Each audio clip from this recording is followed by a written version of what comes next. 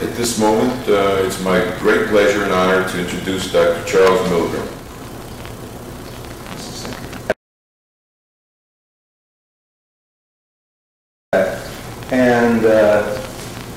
And the reason you have basically this pattern is because from this side, there's entrance from the west bank from the north, and from this side you have from the south, from Bethlehem, and those are the two leaky areas. If you take around my house, since in the last 15 years, take my own personal residence, we've had 6 terrorist attacks within 4 kilometers, which is explosions. So that shows you how personal it can be. Basically, a suicide bomber has common equipment. First of all, he straps himself with a high-quality explosive. And there's formal belts with each cartridge filled up, depending on whether it's summer or winter, how much they can put under their clothes to look realistic. Okay? Then you put the layer of shrapnel, and this is going to be whatever you want, nuts, bolts, ball bearings, whatever you want to use as penetration. And the idea is this way you can get right into the when you want to explode it. Okay? So this is a mass casualty event, which means that you have multiple casualties. And this is defined as essentially anything which overwhelms and disrupts the normal course of the emergency services. Even if you set them at a high level, just overwhelms everything. And you have a sudden imbalance between resources and what you can give them. Okay. And basically what you have 2 problems. One, you have the primary explosive. In the classic a bus stop where paratroopers use, they set the first bomb, and then more people.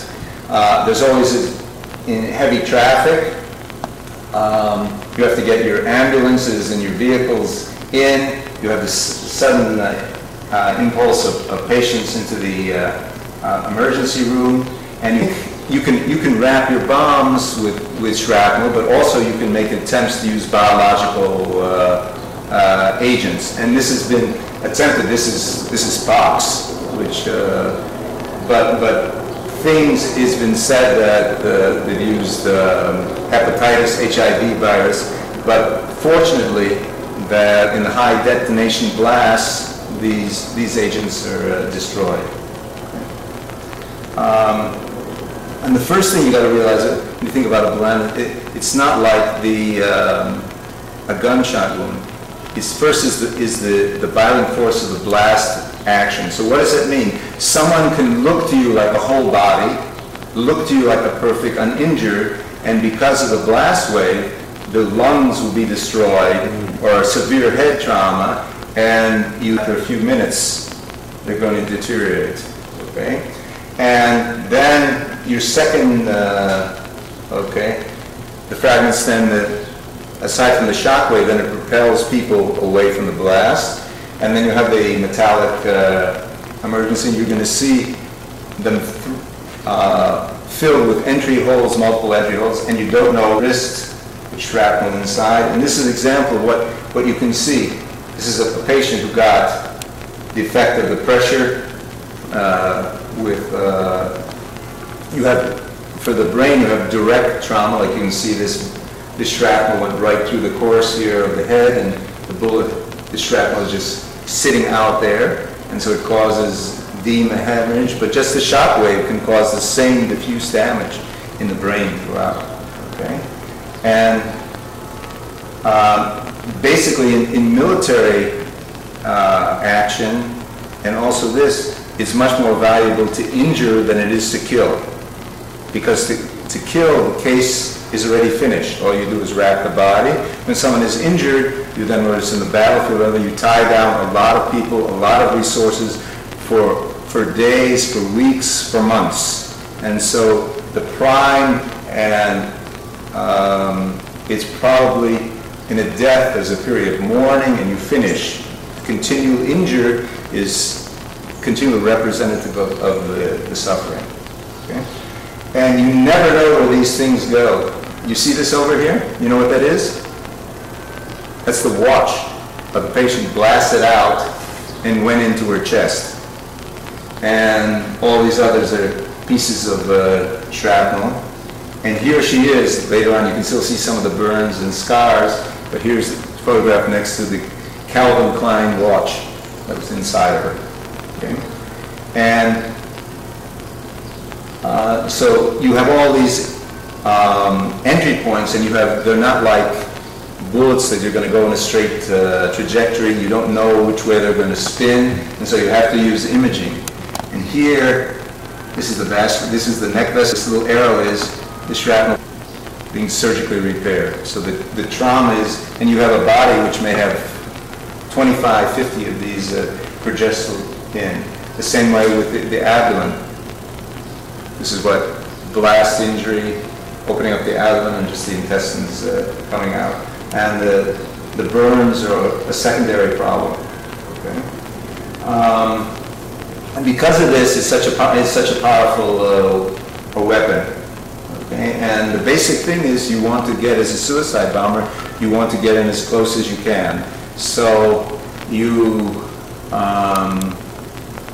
usually suicide bombers are delivered to the general area, then they walk to the area, and lots of other, it's much easier in the winter to bring charges because you're wearing coats, you have apparel, but it's very simple also to use a backpack, your detonators, because they're students, someone who's young, it's very appropriate. So all you have to do is use the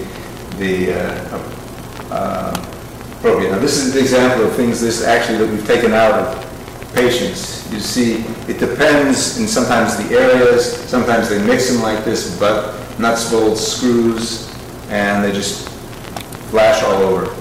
And you may have, in one person, you may have several of these items in there. And here's an example of a leg that someone you can see from the blast injuries. There's just multiple shrapnels, and you don't know, where they are, what they've done inside. So you face this person. It's always the person may look stable in 1 second, and 10 minutes later, and you have to decide who you're going to take up. And this is what, looking inside of this patient we just saw with all those external marks, you can see all of the nuts, in this case, the nuts inside of it.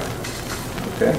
And sustained a fracture, and in this case there was no pulses, did an angiogram, and you can see here there was one cut-off vessel on the other side. Both vessels were cut off. So you have a very complicated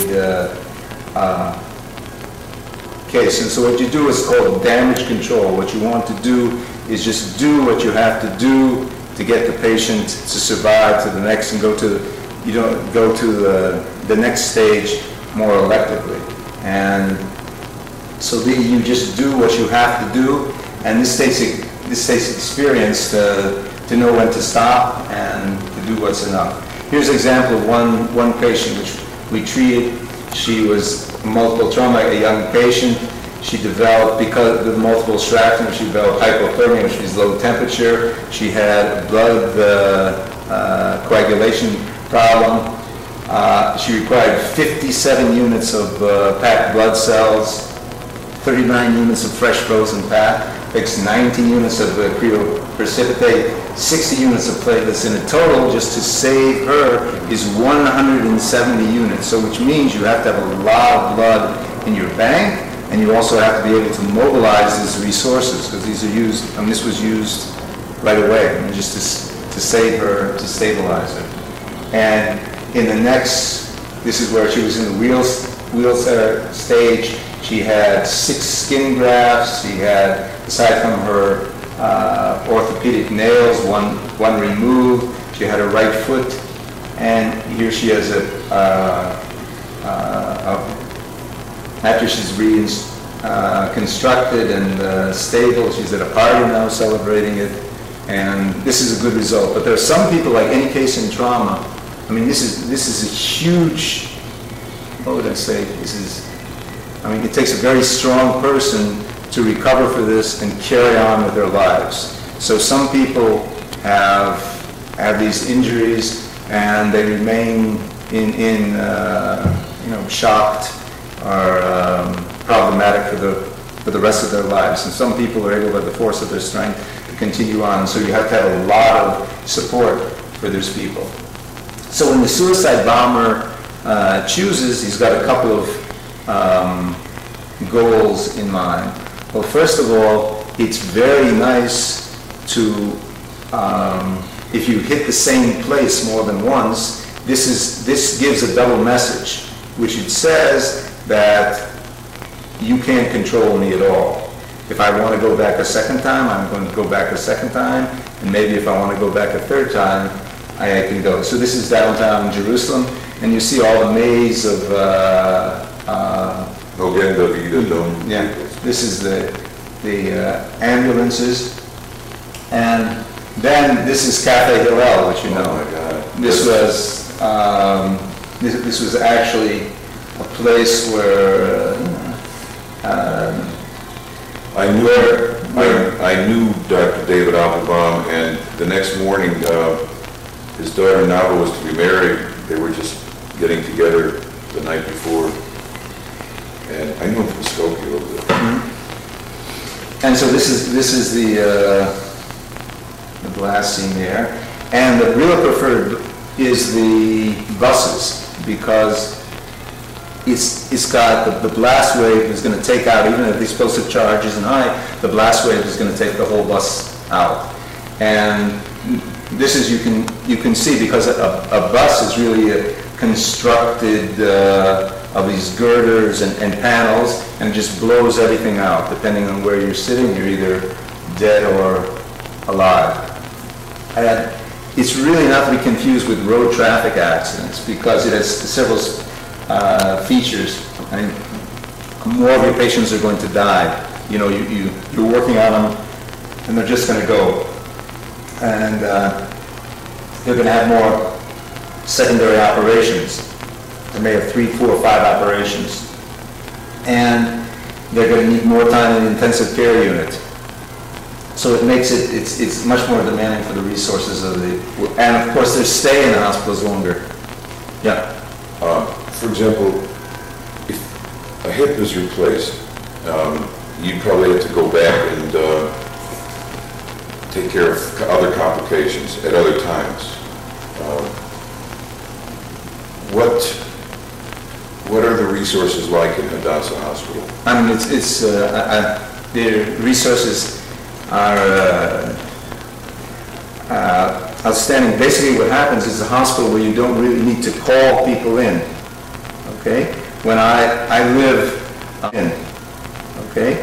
When I live on one of the major bus lines to Hadassah, there's 2 bus lines that go in, and the formula is, I hear one ambulance pass by, I listen, 2 of them, 3, I know that it's mass trauma, and I go right to the emergency room. And it doesn't matter if someone is on call or not, everyone comes in, okay? And you see you have long, long hospital stays.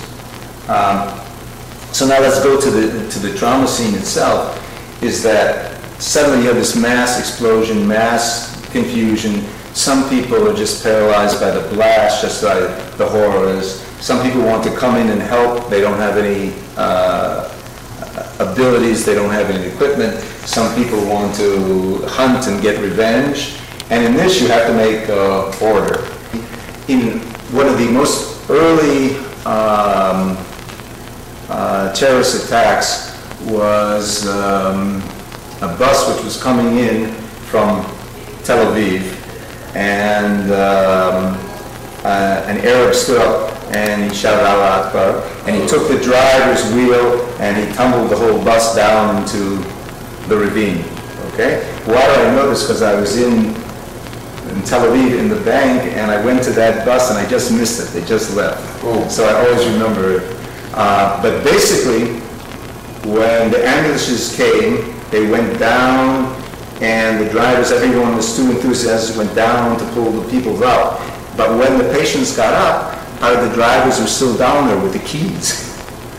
So every little detail that you have to learn, that you have a job. It may not be what you want to do at this moment, but it's a prescribed task, that everyone do his job, you do yours, so the whole team will work. And you have to have the police units come in to check for secondary explosives. A lot of times you can't get teams in, so the medics come in on motorcycles, or what we call big motor scooters, so they have all their equipment in them, so they do the primary stabilization with that. And then they have to decide how you're going to evacuate, because you have 4 hospitals, and the question is evacuation going to be appropriate? If it's in downtown Jerusalem, there's a hospital by the name of Kolim, which is one of the less well-staffed hospitals, and even though it may be 1 kilometer or 500 meters from you, it may not be where you want to take your patients. So there's a lot of responsibility. The medics have to know where to go with their patient. They need the full service hospital. They need, it's a neurosurgical case. They're going to send it to the level 1 center, which is the cases, so you don't overload one center. Okay. And then you have, within the hospital, you have all the families. What happens a lot of times, you hear the explosive, of course you're calling to find out your son, your daughter, your relative, and you can get overload of the cell phone network. So it may be that all this can cause just a paralysis of that communication lines, okay? But the others have their own communication. In the hospital, you have to have social workers, you have problems. Especially in bus units, who takes the bus? Poor people. So they're less likely to have language, they're more likely to be immigrants, and your way of communicating in someone in panic is someone who just knows a few words of Hebrew, so you need Russian, Ethiopians, speakers, English speakers, whatever, so that you can communicate and take care of these people. And so out of this confusion, concern, surprise, rage, and panic, you have to make order, and it takes a lot of planning and logistics, and through all this experience, this has been largely achieved. And you do practice exercises, so we're ready in the hospital, everyone has an assigned position, whether there's 3 levels of emergency rooms set up for light, medium, and heavy cases. You have your place, there's the operating teams, and we also have to have the ability to discharge, move the patients right away. And so an Israeli patient knows he may be in the ward that he's told, you're going to go home in 10 minutes. And they know they're going to have to move out and go home in 10 minutes. So all this takes multiple cooperation. And the basic message is you've got to let the people who do the work. If you have nothing to do, you leave them, or people who like TV camera, who want to be the media, political demonstrations, you want to let that be later. Someone wants to, they'll make the job of the police any more difficult and simply cooperate. So when we go to, that's the mass scene, but then when you go to the microcosm, the difference is we're going into this, I mean, we had a lot of trouble getting into this building because of other logistics. A hospital, Hadassah Hospital in Karen. Let's look at its basic security, how you go in. So there is only one vehicle entrance. That's it. And then you have selectors here. There's this Ethiopian girl here. You see the hand of the next selector. He's deciding which cars he's going to open up, which trunks he's going to open up, and most of them are opened up. I mean, he knows a lot of the people he knows, who works, whatever, but that's his decision, okay? And then there's someone manning the gate, and there's can be opened, and in the morning there's more additional people. And then the medical school. Once you're inside, the medical school is a separate building, and this is the entrance to the medical school. And it has, you must go through barriers, and everyone gets checked. And this is a little bit of a political problem because you have a lot of Arabic students there. So what you do We're still running. Okay. And so you want to make your protocol with no exceptions, which means everyone gets checked. Not to think, what, someone suspects me, and so not to start a political agenda, so all the students and things. And this, you cannot get in to this entrance if you don't have a Hebrew University or Hadassah ID card. You cannot get in. Okay? And then you go, and there's always people who are doing the selection and the checking. There's electronic means, and also one entrance into the hospital.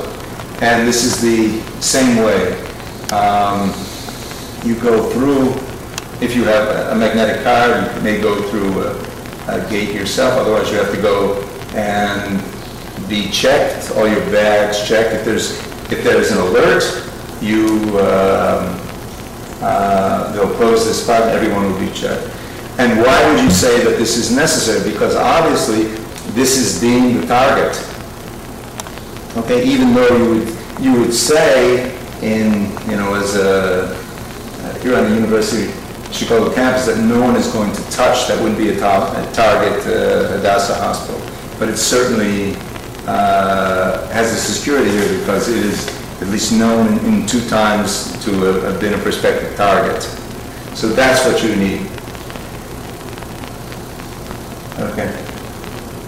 Now, one of the, there's a difference when you're talking theoretically about geopolitics or local politics and you personify a terrorist wall side, you happen to see it differently.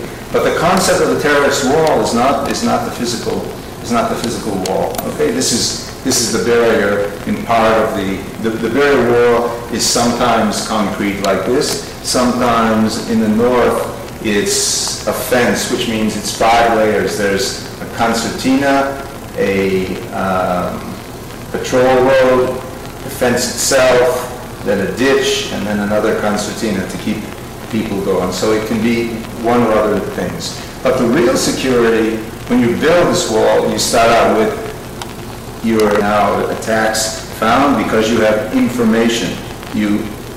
And these are people, that's their job on the ground, and they may use all sorts of means. They may use electronic intelligence through the telephones, through other things that we won't mention, and they have people inside who are really Israelis and not Arabs, whatever you want, and through this they get their base information of who's doing what, and then you have the police, which are manning the points. Your basic difficult points are usually wherever you are, Israel proper, and one of this has always been Jerusalem. Maybe correct to say is that, or not nice to hear, is that the population that this is meant to feed off do not, that you're polite and kind. The message that's important. They have to be worried that you're going to working at it. You're not waving at people. So the border police are units made up usually of the Druze, made up of Ethiopians, and sometimes Bedouins, and a lot of Russians. And they set the tone. They're basically, the population has... They're pretty rough. They're tough, and they're very respected. Then you have special units who go in on the basis of information, and they do their special jobs they're training for. In other words, they're just coming in for a specific mission. And then you have combat soldiers who do the day-to-day work of patrolling, checking. Unit waits too long because the other side, you do routine work, it starts to get boring when you're just sleeping on the job. So you have to cut, and patterns have changed, so they can't learn exactly what you're doing, okay? But once they study you and learn you, then you're already in danger. So you must probably switched, ideally. So the combat soldiers, they're the ones who do, Term is up, usually it's about 4 months. 4 months. About that. And then you have the Air Force will, buildings that work. Every society has its own keys and cues and whatever, and one shouldn't make the mistake that think that all people respond the same way to the same keys, and that to think that what we're taught, moderation, mediation, democracy, is what is respected by the other side. Okay? It may be just the opposite, that the society is based on strong rule and the weak are the victims. And so when an American thinks of this area, you have to think of, okay, because you're in day-to-day combat and Are you on film? It's still running. Okay, We're up to sorry. 37 minutes. basically, you see, to be in combat is very difficult. And the difference between an American soldier in Iraq, as he's emerged day to day without a break, okay? He's always surrounded, he doesn't have any quiet, okay? And he can start to get wound up and wound up. The Israeli soldier has the benefit of coming home, a civilian society, to do civilian things. All his thinking values, maybe not back to zero, as when he started before he was in the army, but he resets it, and he comes back. So he's been a civilian for 2 or 3 days. Okay? He's done whatever he does. He saw his girlfriend, he saw his friends, and it rejuvenates him as far as a normal person. Then when he goes back to combat, goes back to a position, you know, it sort of keeps somewhat of a human quality, or may keep the soldier from getting too extreme after he sees a lot of nasty things and responds. So that's maybe the saving grace of being in a small country and being very close to the soldiers, whereas in the United States. And also, it's a very important thing. I mean, there's nothing worse than to be doing something that's very difficult while the rest of the population are sitting and, you know, in no danger and in soft conditions, and yet they criticize you. It is very, you know, it is a difficult thing, and it may make for even more of the isolation mentally of the soldier. Instead of thinking it's we, it's us, it's them, okay? It's them and me. So you have to understand when you criticize your soldiers, whenever it is, you have to think they're doing something very difficult that we don't have to do. A lot of us couldn't even do it. So before we criticize, I mean, you have to criticize, but you have to know what pressures and what support that they need.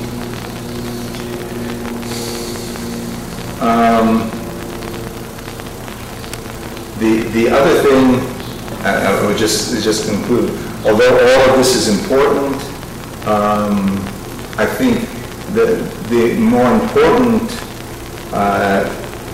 currently the levels of terrorism is controlled, but do not think because it is because of a lack of trying. Every day, people are trying, and whereas years ago there was a profile of the terrorist who, you know, as far as age, occupation, sex, now there is no profile. There's almost no younger age limit. There's almost no older age limit. There's no sex limit. Danger is two things. One of them is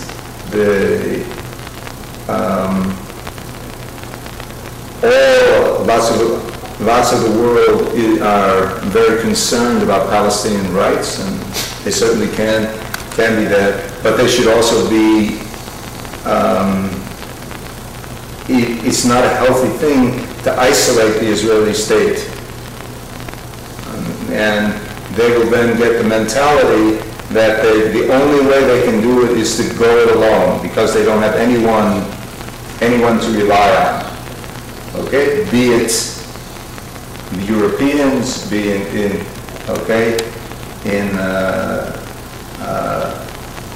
Americans or American Jews, that they will develop a go-it-alone activity. But the basic, if I would say, as an Israeli, I'm not very afraid of Palestinian threat because it's controllable. The Iranians are the ones who are the very dangerous. And always remember one thing: when someone speaks to the press and he's talking to Thomas Friedman or something like that, that's not what he knows. That's not what he thinks. That's not what he wants. What he says normally. That's what is convenient and appropriate to say. When you go among people, those who speak the common language, then you see what the actual values are. And the values are probably, it's not nice to say, if you look at all this differentiation between the Hamas and the Fatah, what is their end message? The Hamas, clear-cut message. The end of the Israeli state in any boundaries. And the Fatah says that they'll accept peace on the 67 borders with the return of all the refugees, which essentially means the same, the end of the Jewish state or any dramatic state. But it's very convenient here on a campus or anything, you hear what you'd like to hear, select what you'd like to say. But the message, unfortunately, is is almost the same. And to say that the Palestinians chose the Hamas because, but there were other candidates they could have given a protest vote to. There were other alternatives in the election besides the Hamas and the Fatah. Currently represents the population, and at this time, that's what you have to probably accept as true. It's time for 3 minutes. Go. Well, I was saying that I have relatives in Israel, and I appreciate the doctor, saying that there's not a dime's worth of difference between Hamas and Fatah, because supposedly Fatah is the moderates, and yet if they want the return of all the lands equivalent to the 67 borders, which is a return of everything, plus everything that's disputed in the occupied lands, plus the return of East Jerusalem, plus all the return of all the refugees who either fled or were driven out by the Arabs. That's the same as the geopolitical destruction of Israel anyway. So the net effect is the same. So that's the basis that you have to fight these foreign policy demands on, and that's what you have to educate not only the American public but the American Jewish community too. Your presentation is fascinating. The wounds are horrific. I've worked in an OR. I've circulated in one. I understand the multiple trauma. I understand how difficult it is to stabilize somebody when you've got dozens of projectile wounds and you have to replace blood and make an instant determination of the extent of trauma and get them on to the next team so you can work on the next patient. The wounds are horrific. I've seen multiple projectile wounds because I'm familiar with shrapnel and RPGs and all the rest. So you're a brave man to work in that kind of environment, and learned a lot here by watching your presentation. Thank you. If I may say something, my classmates in the class of '66, they refer to Chuck Milgram as a hero, the hero of the class, the mensch of the class of '66. That's what they say. So. I regret that more people didn't come. Yeah. You do a lot of publicity, so I heard you announce it in several of the workshops. Yeah. And I'm sorry people didn't come out. I just thought it was worthwhile attending. I'm glad I buttonholed you at the blues concert. We have contacts at C-SPAN, so excerpts from this will be televised on C-SPAN.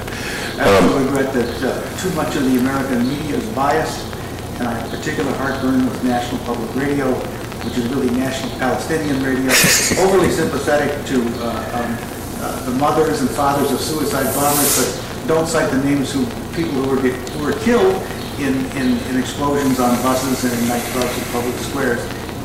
It's horrific.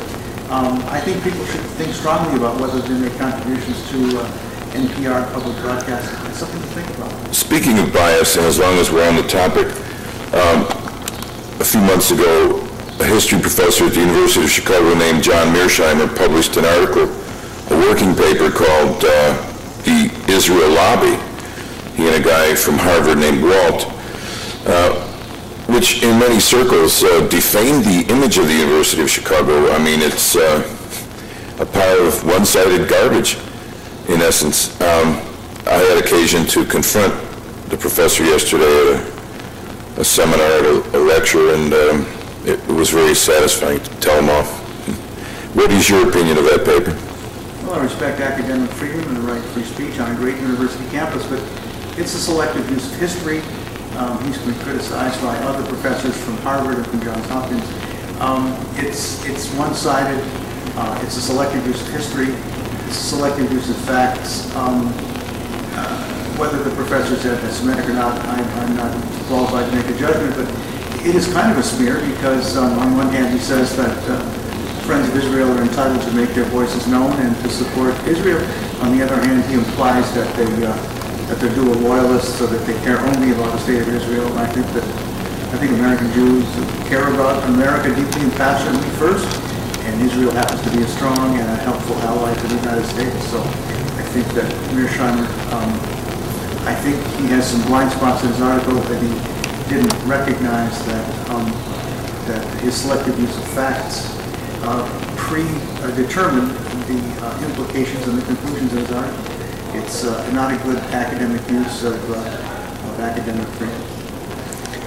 The AIPAC rebuttal was interesting. What was the name of the author of the paper that you referred to earlier? I read an article by Elliot Cohen from Johns Hopkins and a professor from Harvard named Weiss. Elliot Cohen? Yeah. They were good articles. And Professor Mearsheimer commented on Elliot Cohen's article, and I asked him, an even-handed question, and he did respond to it. Was this at the same lecture that I attended? It was the same lecture that you did, Mr. Fair, yes. Okay.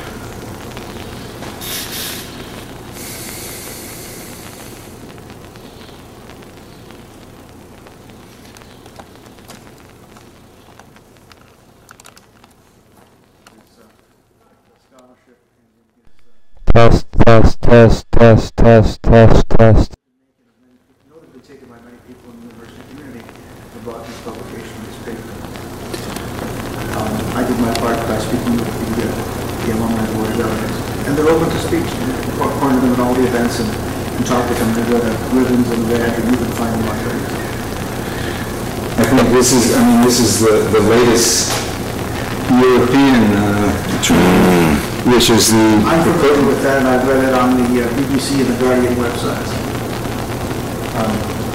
But from going to conferences in Europe,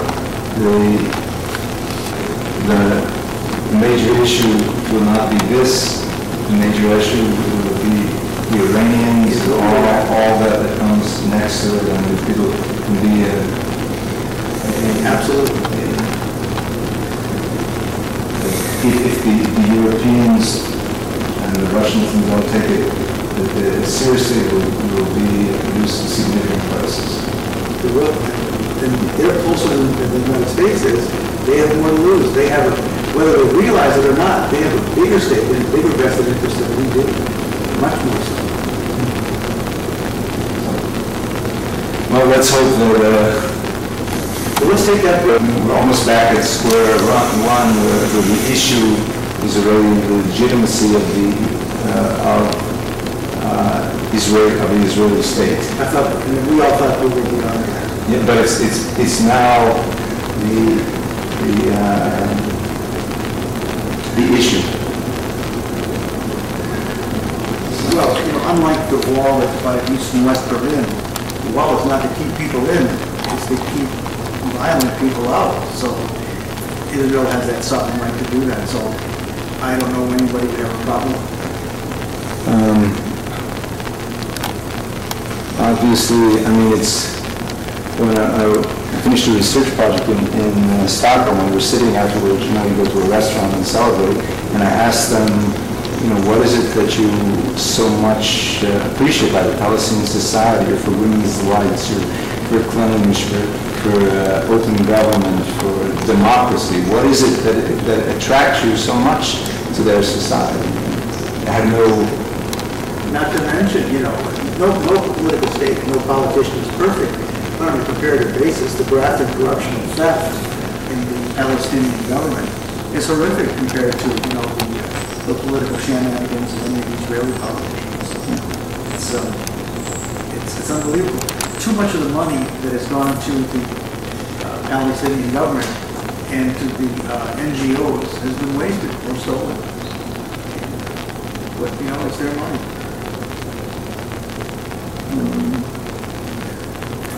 Anyways, I think that for all, like I said, the major issue will not be this.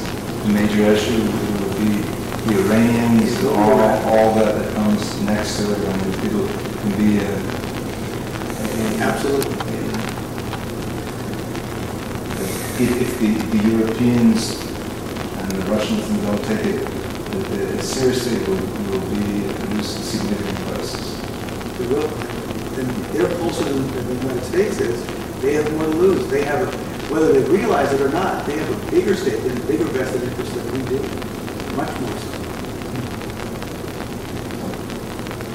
Well, let's hope that Well, let's take that first. they're going to be seeing, and certainly not sending their sons and daughters to Israel. He made the basic point that I guess that they're... The University of Chicago was the site of the colloquium on Sunday, June 4th, 2006, entitled Some Straight Talk, The Future of Israel Vis-a-Vis the War on Islamic Jihad Terrorism. There's also a memorial to fallen Israelis. The building was the Social Sciences Research Building, room 122. This is a 100-year-old building. It was a joint presentation of the Chicago Friends of Israel and some alums of the U of C, the class of '66. If you have contributions and reactions, contact Professor Richard Freer, 786-201-1415.